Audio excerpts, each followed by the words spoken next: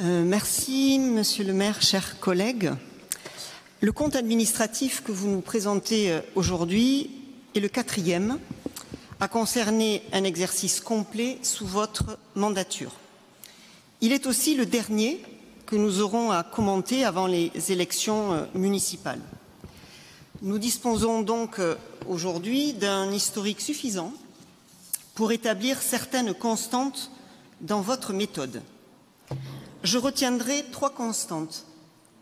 La première, vous entretenez l'opacité sur les nomenclatures qui sont différentes d'un outil de gestion à l'autre, mais aussi et surtout désormais sur l'absence du PPI dans les documents fournis.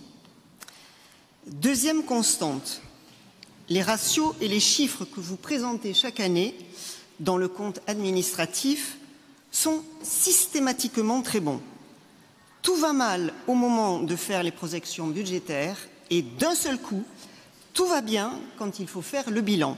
C'est comme ça chaque année.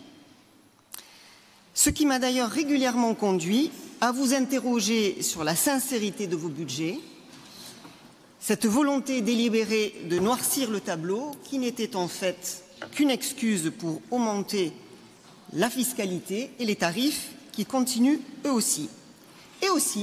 Et aussi, pour vous présenter en bon gestionnaire comme vous tentez de le faire aujourd'hui. Car, et c'est la 3e constante, vous faites du rendez-vous budgétaire qu'est le compte administratif une opération de communication en ne lésinant pas sur l'usage des superlatifs. C'est ainsi qu'à vous écouter aujourd'hui, les investissements seraient exceptionnellement hauts. D'abord, vous oubliez de dire qu'ils avaient drastiquement chuté en 2023, qu'ils ont été reportés sur 2024. Les investissements 2024 sont donc le résultat d'un report de l'année précédente et rien de plus. Ensuite, que faites-vous de l'argent? La ville est-elle plus sûre? Non. La ville est-elle plus propre? Non. Y a-t-il plus de places en crèche? Non. La mobilité des Bordelais s'est-elle améliorée? Non.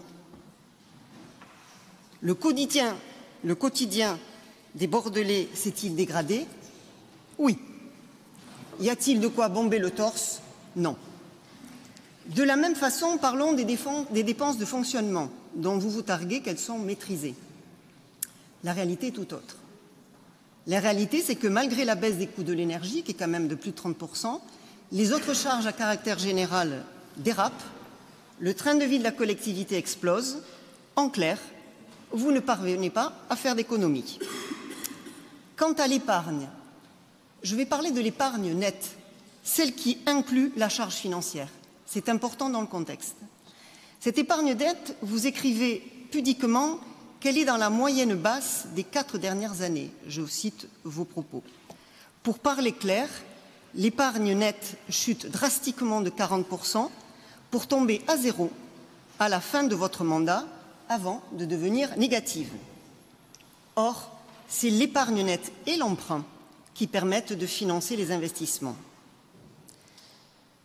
Je ne détaillerai pas la dette, mon collègue y reviendra, mais on sait que l'encours a augmenté de 72% depuis le début du mandat et la dette sur l'exercice 2024, à lui seul, correspond à la dette des 3 exercices précédents.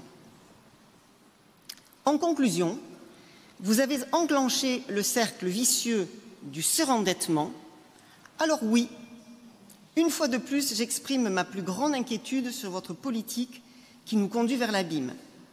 Aucune économie de fonctionnement, une épargne dans le rouge, une explosion de la dette au pire moment. La vente du patrimoine de la ville, comme vous le faites, et on le verra tout à l'heure dans la délibération avec l'hôtel de Basquiat, ne suffira pas à masquer la situation financière désastreuse dans laquelle vous conduisez Bordeaux, une ville en faillite. Pour ces raisons, nous voterons contre.